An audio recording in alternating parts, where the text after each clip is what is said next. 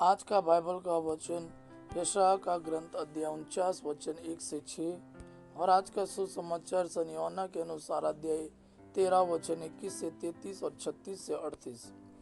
यशायाह का ग्रंथ अध्याय 49 वचन 1 से 6। दूरवर्ती द्वीप मेरी बात सुनो, दूर के राष्ट्रों कान लगा कर सुनो।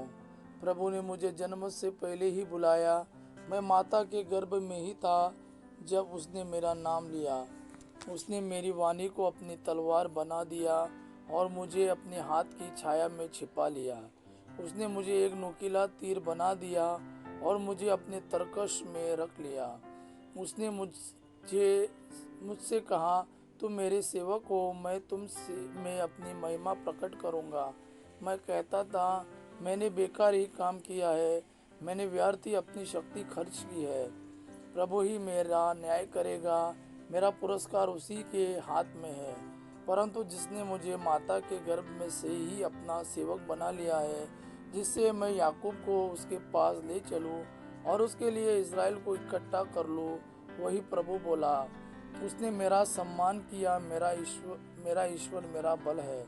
उसने कहा, याकूब के वंशों का उद्धार करने तथा इज़राइल के बचे हुए लोगों को वापस ले आने के लिए ही तुम मेरे सेवक नहीं बने।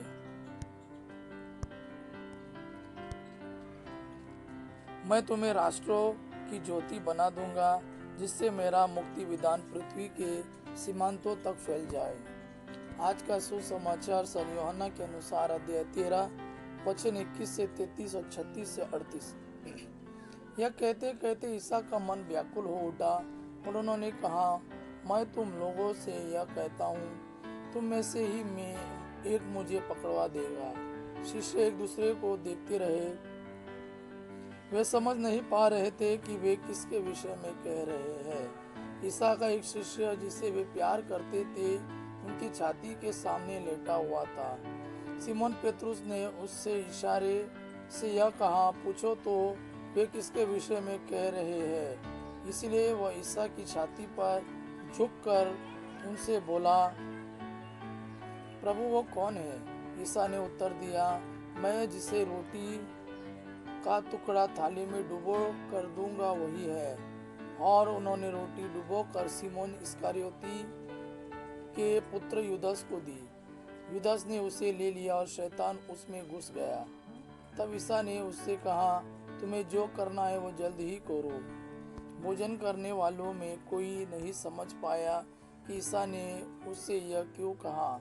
युदास के पास थैली थी, इसलिए कुछ लोग यह समझते थे कि ईसा ने उससे यह कहा होगा कि हमें पर्व के लिए जो कुछ चाहिए वह खरीदने या गरीबों को कुछ दान देना।